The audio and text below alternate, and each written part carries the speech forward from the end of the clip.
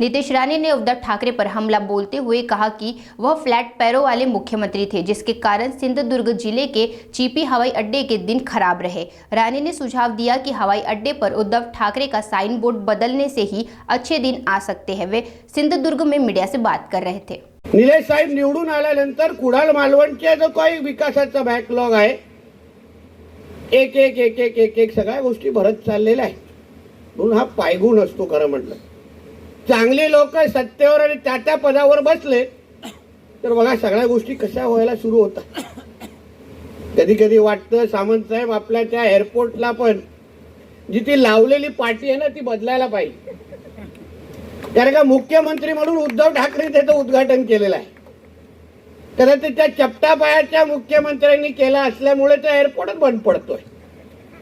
म्हणून मध्ये जाऊन ते पूर्ण जरा ते दगड कसा बदलता येईल त्यावर सरकार म्हणून आम्ही थोडे विचार करायला पाहिजे।